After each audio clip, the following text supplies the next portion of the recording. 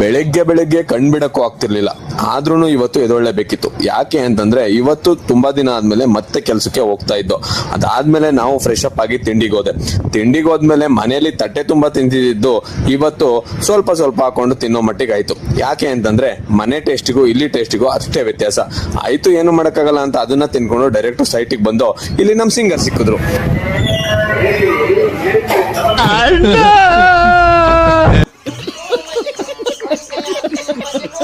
ನಾವು ಸೈಟಿಗೆ ಬಂದು ತುಂಬಾ ದಿನ ಆಗಿದ್ರಿಂದ ನಮ್ ಫ್ಲೋರ್ ನ ಬೇರೆಯವ್ರಿಗೆ ಅಲರ್ಟ್ ಮಾಡಿದ್ರು. ಅದಕ್ಕೋಸ್ಕರ ನಮಗಿನ್ನ ಯಾವ್ದು ಫ್ಲೋರ್ ಅಲರ್ಟ್ ಮಾಡಿರ್ಲಿಲ್ಲ.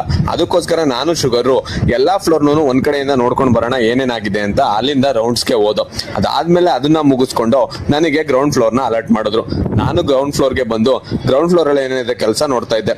ಆಪೋಸಿಟ್ ಅಲ್ಲಿ ಕನ್ಸ್ಟ್ರಕ್ಷನ್ ಬಿಲ್ಡಿಂಗು ಆಲ್ರೆಡಿ ಕಂಪ್ಲೀಟ್ ಆಗಿದೆ ಗುರು.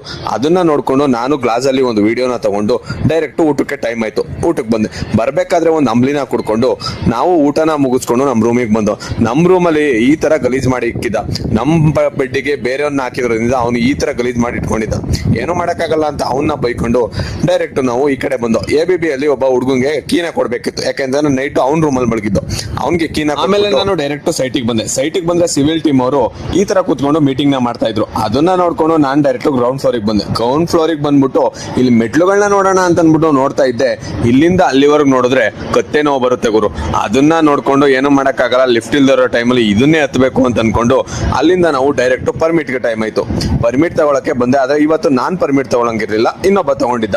ಆಮೇಲೆ ನಾವು ಹೊರಗಡೆ ಬಂದು ಪರ್ಮಿಟ್ ನ ಸಬ್ಮಿಟ್ ಮಾಡ್ಬಿಟ್ಟು ನಾವು ಡೈರೆಕ್ಟ್ ಒಂದು ವಾಕ್ ಹಾಕೋಣ ಅನ್ಬಿಟ್ಟು ಸುತ್ತ ನಮ್ ಸೈಟ್ ಅಲ್ಲಿ ವಾಕ್ ನ ಹಾಕ್ತಾ. ಆಮೇಲೆ ನಮ್ ವರ್ಕಿಂಗ್ ಅವರ್ ಮುಗೀತು. ಅದನ್ನ ಮುಗಿಸ್ಕೊಂಡು ನಾನು ಹೋಗಿ ಫ್ಯಾಮಿಲಿ ಮಾರ್ಟ್ ಅಲ್ಲಿ ಒಂದು ಬಾಟ್ಲನ್ನ ತಗೋಬೇಕಿತ್ತು. ಅದನ್ನ ತಗೊಂಡು ನಾನು ಡೈರೆಕ್ಟ್ ಹೋಗಿ PG ಗೆ ಹೋಗಿ ಇವತ್ತಿನ ದಿನನ ಇಲ್ಲಿಗೆ ಈ ತರ ಎಂಡ್ ಮಾಡಿದೆ.